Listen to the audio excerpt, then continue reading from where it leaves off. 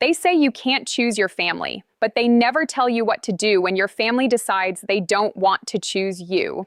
I was 19 the night my father sat me down in our pristine living room, adjusted his watch, and told me I was no longer an investment he was willing to carry. Have you ever felt the air leave a room, not because of a fire, but because of a single sentence? That was the night I became a ghost in my own life. Now, 5 years later, I'm sitting in a cramped lawyer's office at the edge of a mountain town, watching those same two people smile at me as if they hadn't spent half a decade pretending I didn't exist. They're here for the money. They're here for the lodge. But what they don't know is that my grandmother saw everything, even from the silence of her garden. The office smelled of stale coffee and that peculiar heavy scent of old legal paper, the kind of smell that promises finality. Outside the window, the mountains were a jagged, bruising purple under a sky that threatened snow. My grandmother had lived in this town for 40 years. A woman made of iron and grace, who ran a lodge tucked so deep into the pines that the GPS usually gave up a mile before you reached the driveway. It wasn't just a building, it was a sanctuary. When the world felt too loud or too cruel, people found their way to her porch. I was one of those people. But sitting here now, I can feel my mother's eyes on me. She's wearing a coat that probably costs more than my car, and she's looking at me with a polite, distant curiosity, as if I'm a distant cousin she met once at a wedding. It's a strange thing, isn't it? To share DNA with someone who treats your presence like a mild inconvenience. Have you ever wondered how long it takes for a parent to forget the sound of their child's laugh? For them, it took about 6 months of silence. The year I was 19 was a blur of coldness. It wasn't a dramatic explosion of plates breaking or screaming matches in the driveway. It was worse. It was a verdict. My father is a man who believes life is a balance sheet. I wanted to study art. He wanted a successor. I wanted to travel. He wanted a return on his educational investment. Slowly, the disagreements turned into a slow-motion eviction. I remember the exact moment he looked at his mountain of paperwork and told me that if I insisted on living a life he didn't approve of, I wouldn't be doing it under his roof. He didn't even look up when I packed my bag. My grandmother was the one who caught me. She didn't ask questions when I stepped off that bus with a single suitcase and eyes that hadn't slept in 3 days. She just handed me a mug of tea that smelled of cinnamon and pointed toward the spare room. "The mountains don't care about your father's ledgers," she had said. "They only care if you're strong enough to climb them." I stayed for a year, learning how to chop wood, how to fix a leaky roof, and how to listen to the silence. Eventually, I moved to the city to build my own life, but the lodge remained the only place on earth where I felt like I belonged. And now, here they are, my parents. The door to the inner office swung open, and the lawyer, a man who looked like he had been carved out of a very old oak tree, beckoned us inside. My father stood up first, smoothing his suit with a practiced, confident gesture. He walked in like he owned the floorboards beneath him. My mother followed, her heels clicking a rhythmic, predatory sound against the linoleum. I stayed in the back, a shadow in my own inheritance story. The office was small, dominated by a desk that had seen better decades. We sat in a semicircle, the tension in the room so thick it felt like it might actually stain the walls. My father leaned back, folding his hands over his stomach. He looked at the lawyer, then at the window, then finally at me. "Quite a property, that lodge," he said, his voice light, almost conversational. "We drove past it this morning. Needs work, of course. The roof is looking a bit weathered, and the landscaping is, well, it's rustic. But the bones are good." I didn't say a word, I just watched him. "We were talking about it on the way up," my mother added, her voice a soft, melodic contrast to the coldness in her eyes. "With the right investment, the right management, it could be a real family business. A legacy, something to pass down." A family business. The irony was so sharp I could taste it. These were the people who had told me I wasn't part of the family the moment I stopped being useful. Now they were using the word legacy, like a key they expected would unlock a vault. I felt a surge of something hot and dark in my chest, but I kept my face a mask. The lawyer cleared his throat and opened a thick manila folder. He began to read, his voice a steady rhythmic drone. Most of the early parts were exactly what I expected. My grandmother was a woman of the community. She left a significant donation to the local library because she believed stories were the only things worth hoarding. She left a sum to the volunteer fire department, who had once saved the lodge from a chimney fire in the middle of a blizzard.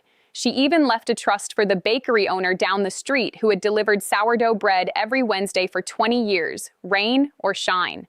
As each name was read, I could see my father's jaw tighten. To him, this was money leaking out of a bucket he already considered his. To me, it was a map of a life well lived.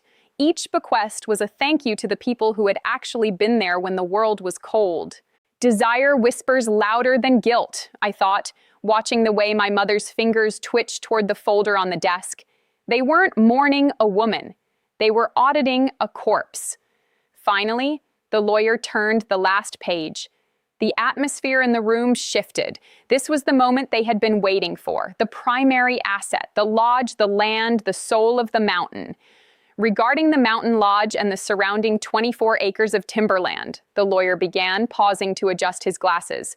The property is to be transferred in its entirety to my grandchild.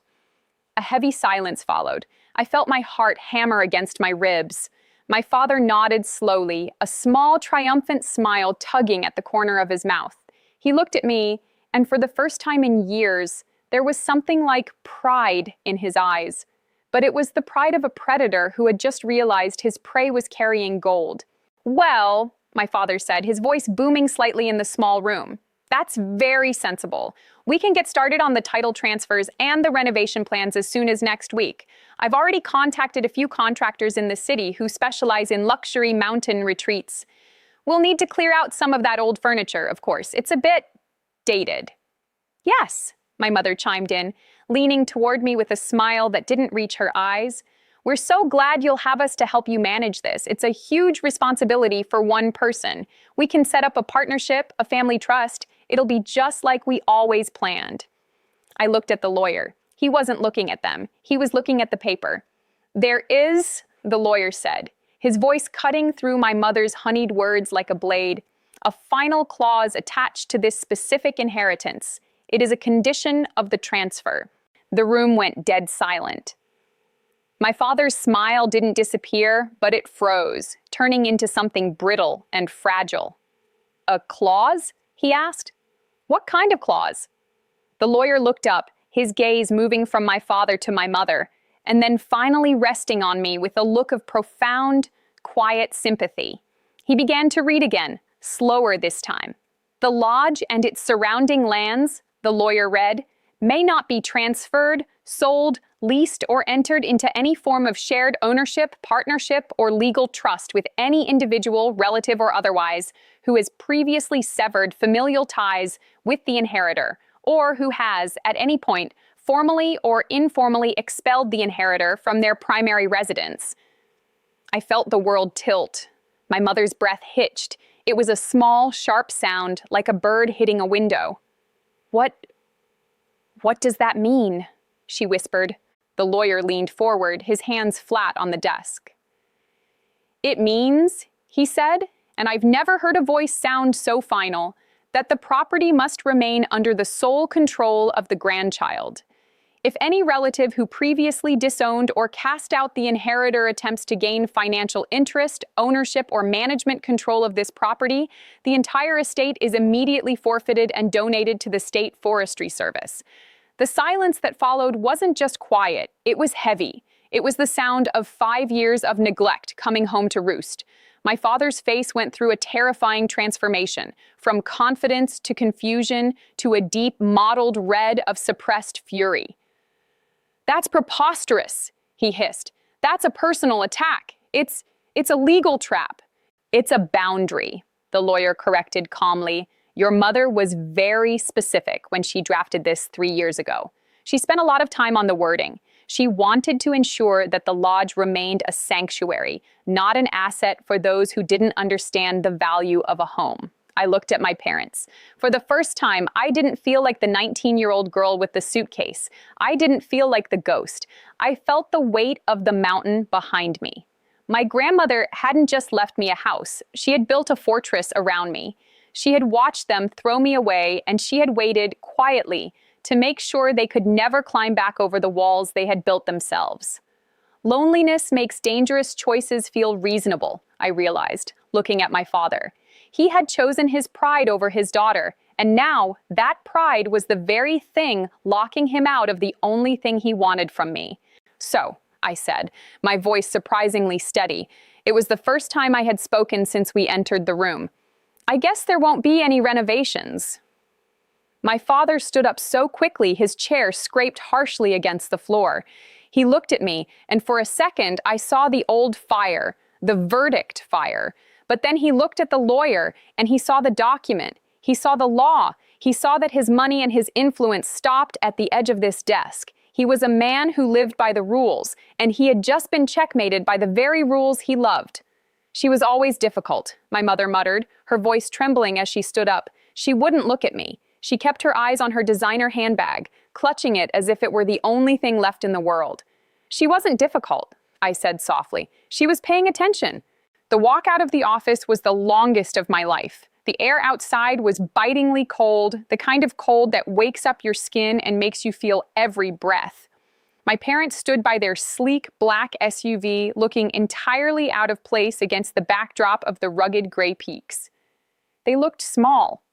For the first time in my life, they didn't look like giants. They looked like tourists who had lost their map. My father turned to me, his hand on the car door. "I suppose," he said, trying to regain some shred of his dignity, "that you have a lot to think about. This is a big responsibility.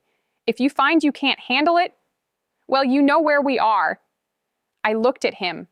I looked at the man who had watched me walk away 5 years ago, without a word. "I do know where you are," I said. "And for the first time, I'm okay with staying right here."